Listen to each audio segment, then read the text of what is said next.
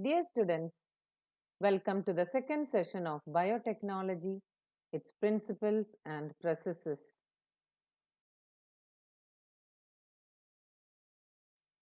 Genetic engineering or recombinant DNA technology can be accomplished only if we have the key tools like restriction enzymes, polymerase enzymes, ligases, vectors, and the host organism.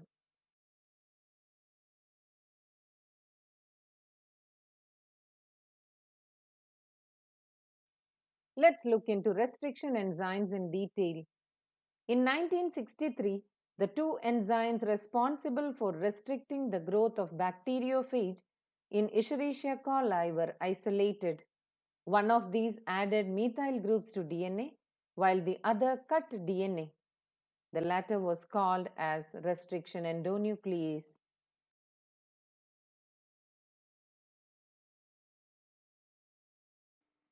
The first restriction endonuclease, Hint2, whose functioning depended on a specific DNA nucleotide sequence, was isolated and characterized 5 years later. It was found that Hint2 always cut DNA molecules at a particular point by recognizing a specific sequence of 6 base pairs. This specific base sequence is known as recognition sequence for Hint2. Besides Hint2, today we have more than 900 restriction enzymes that have been isolated from over 230 strains of bacteria, each of which recognize different recognition sequences.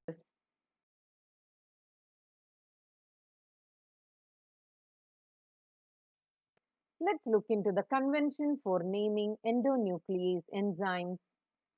The first letter of the enzyme comes from the genus, and the second two letters come from the species of the prokaryotic cell from which they were isolated. For example, EcoR1 comes from Escherichia coli RY13. In EcoR1, the letter R is derived from the name of the strain. Roman numbers following the names indicate the order in which the enzymes were isolated from that strain of bacteria.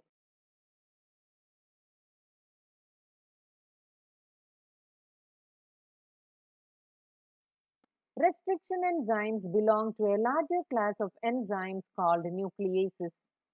These are of two kinds, exonucleases and endonucleases. Exonucleases remove nucleotides from the ends of the DNA, whereas endonucleases make cuts at specific positions within the DNA.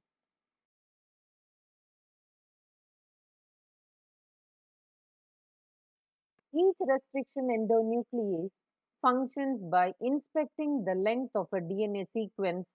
Once it finds its specific recognition sequence, it will bind to the DNA and cut each of the two strands of double helix at specific points in their sugar phosphate backbones. Each restriction endonuclease recognizes a specific palindromic nucleotide sequences in the DNA.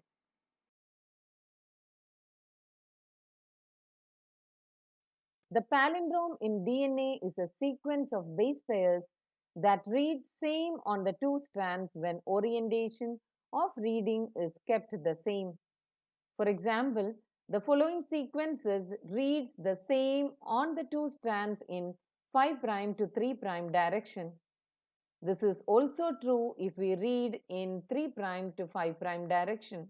Restriction enzymes cut the strand of DNA a little away from the center of the palindrome sites, but between the same two bases on the opposite strands. This leaves single-stranded portions at the ends. There are overhanging stretches called sticky ends on each strand. These are named so because they form hydrogen bonds with their complementary cut counterparts. This stickiness of the ends facilitates the action of the enzyme DNA ligase.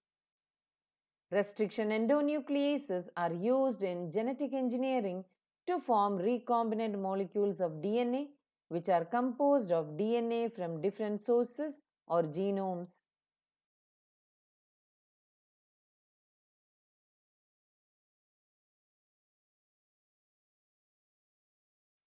When cut by the same restriction enzyme, the resultant DNA fragments have same kind of sticky ends, and these can be joined together using DNA ligases.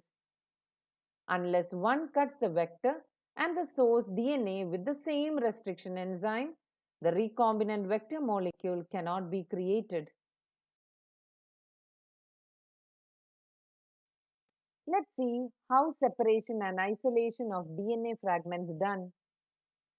The cutting of DNA by restriction endonucleases results in the fragments of DNA. These fragments can be separated by a technique known as gel electrophoresis. Since DNA fragments are negatively charged molecules, they can be separated by forcing them to move towards the anode under an electric field through a medium. Nowadays, the most commonly used matrix is agarose, which is a natural polymer extracted from seaweeds. The DNA fragments separate according to their size through sieving effect provided by the agarose gel. Hence, smaller the fragment size, the further it moves.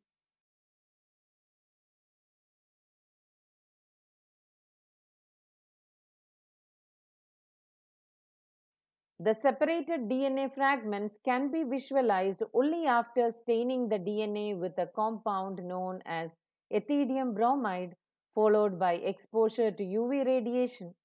You cannot see pure DNA fragments in the visible light and without staining. You can see bright orange colored bands of DNA in a ethidium bromide stained gel exposed to UV light. The separated bands of DNA are cut out from the agarose gel and extracted from the gel piece. This step is known as elution.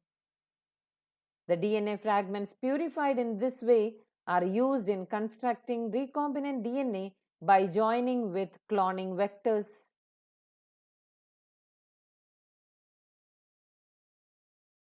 With this, we come to the end of today's session. Thank you and have a nice day.